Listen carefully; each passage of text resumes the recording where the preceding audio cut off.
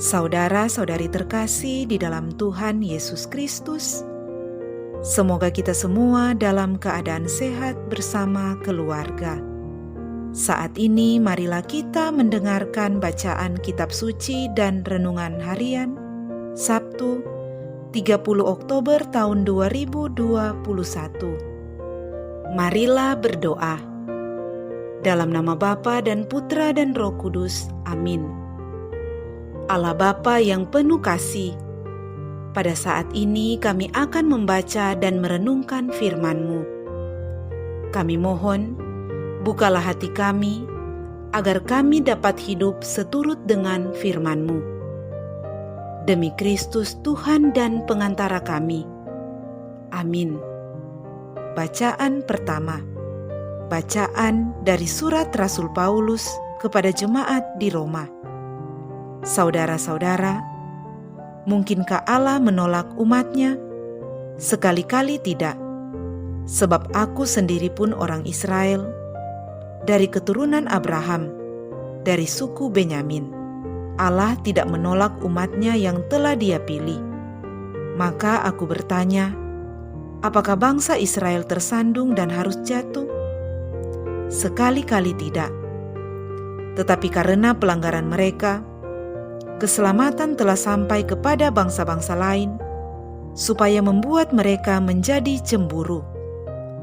Jika pelanggaran mereka berarti kekayaan bagi dunia, dan kekurangan mereka kekayaan bagi bangsa-bangsa lain, apalagi kesempurnaan mereka.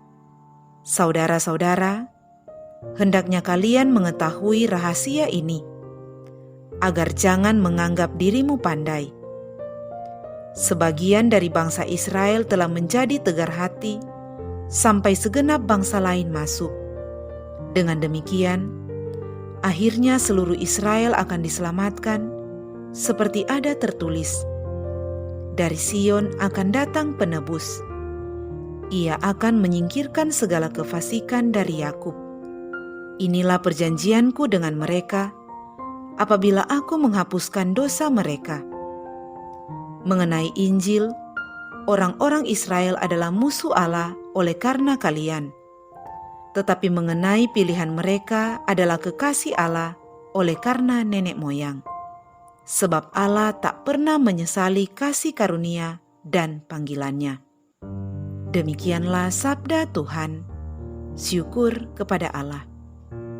Bacaan Injil. Inilah Injil suci menurut Lukas. Dimuliakanlah Tuhan.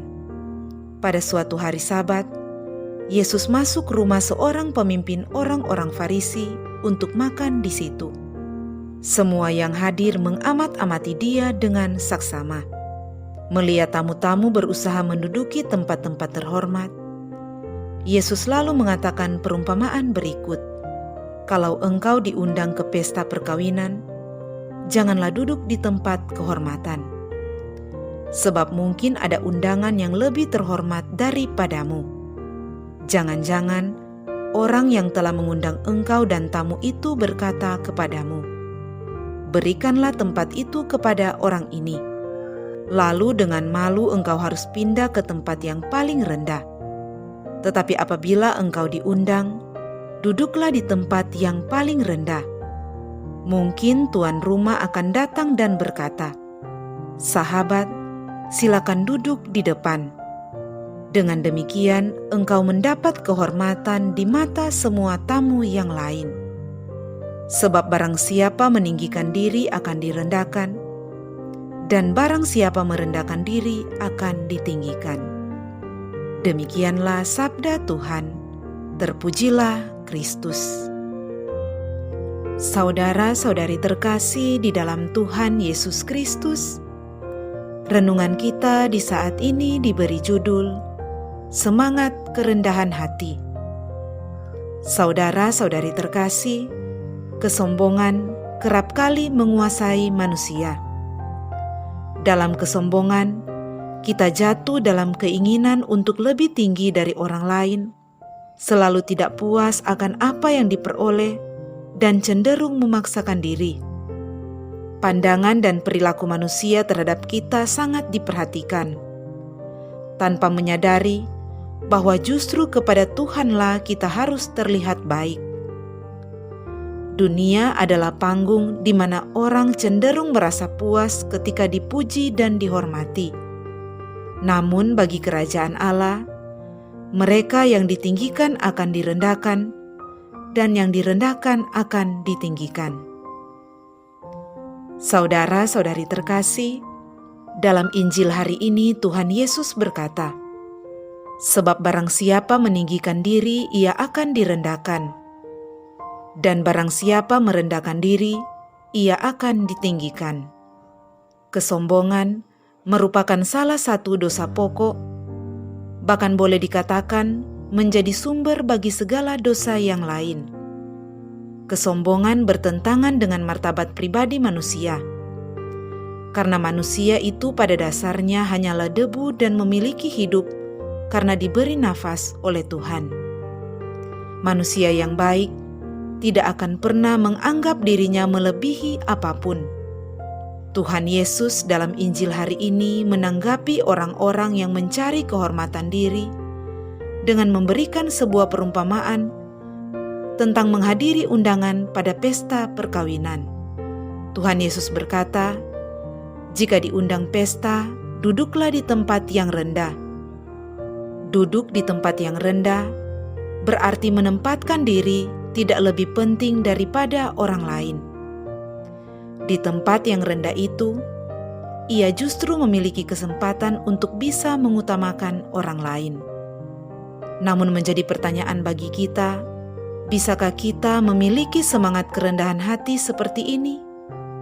Saudara-saudari terkasih, jika kita mau jujur, menjadi orang yang rendah hati memang sulit.